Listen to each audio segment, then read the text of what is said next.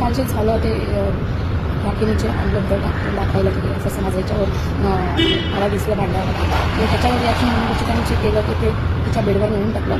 तर रुचिकाचा जो परफॉर्मन्स आहे तो घसरत चालला आहे आणि ती बोलायला काही करायला स्ट्रॉंग असेल, बाकीच्या लोकांना ती स्ट्रॉंग वाटत असेल किंवा तिचे फॉलोअर्स जे आहे तिचे सपोर्टर जे आहे तिला ते स्ट्रॉंग वाटत असेल, पण ते एकदम घाण दिसतं आहे आणि कोणालाही ते चांगलं नाही वाटत. तिचा बिहेव तिची जसं वागती आहे त्यामध्ये एकदम भयात वाटतं आहे.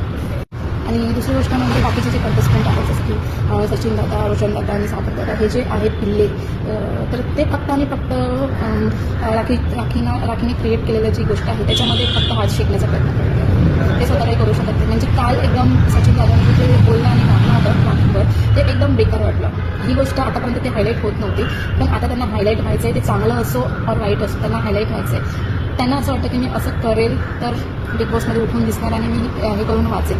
तर मला असं वाटतं की त्यांना जे वाटतं त्यांना जी फिलिंग येते की नाही मी बाकीच्या भरोशावर किंवा बाकीच्या दुसऱ्या कोणाच्या भरोशावर दिसणार, माझा परफॉर्मन्स दिसणार, तर ते एकदम चुकीचं आहे. जसं बिग बॉस 19मध्ये जिथे बोललं होतं की एकदम आडाओरड करून दिसण्यापेक्षा, चुकीचं दिसण्यापेक्षा दोन शब्द चांगले बोलून दिसेल, न दिसलेलं बरं आडाओरड करून दिसण्यापेक्षा दोन शब्द बोलेल कमी दिसेल, हा असं तो बोलला आणि तो शो जिंकला. सचिन रोशनपेक्षा आणि सागरदापेक्षा प्रभू तरी बरा आहे. तो स्वतःचा काहीतरी कंटेंट देते, बोलतो, स्टँड घेतो स्वतःसाठी, फक्त असं बटरिंग करत नाही, स्वतःसाठी स्टँड घेतो, योग्य ठिकाणी बोलतो, योग्य मुद्दे मांडतो. त्यांनी सोबत असतं पण तरी त्याला कधीही असं स्वतःजवळचं स्वतःचं नॉलेज देताना किंवा स्वतः पॉईंट्स देताना, मुद्दे सांगताना कधीही दिसली नाही आहे. प्रभू स्वतः बोलतो, जे काही बोलतो. राहिला आरबी आणि प्राजक्ता, तर आरबी बोलतोय ना आणि बोलतोय तो प्राजक्ताला पण धीर देतोय, त्यांनीसाठी पण बोलतोय, अधिकारी काही कोण पण बोलतोय, प्रभूला पण कुठे ना कुठे मदत करतोय रोशनकडे. तर पण प्राजक्ताच्या मनामध्ये जी गोष्ट आहे की हा फक्त मला येऊन बोलतोय, माझा सपोर्ट यायला पाहिजे, पण असं काही नाही आहे. तो त्याला खरंच वाटत असेल की नाही तू काहीतरी करावं म्हणून आणि स्वतःसाठी स्टँड घ्यावं, खेळावं, जर त्याला खरंच असं काहीतरी वाटत असताना म्हणून तो येऊन बोलतोय तुला.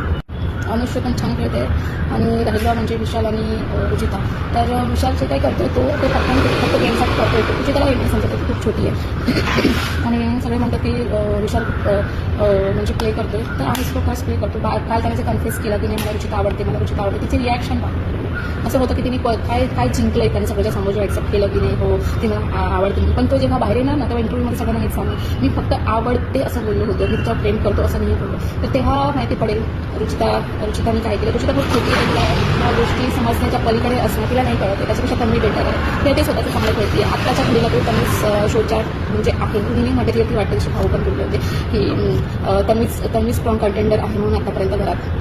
रुचिता नॉमिनेट तर झाली आहे, पण मला वाटत नाही की बिग बॉस त्यांना तिला घराच्या बाहेर काढणार, कारण बिग बॉसला पण थोडासा माल मसाला पाहिजे घरामध्ये. पण ते म्हणजे नाही आहे की कंटेस्टंट लोकांना आवडत नाही आहे. ती काहीही केलं तरी फक्त ती विशालच्या जीवावर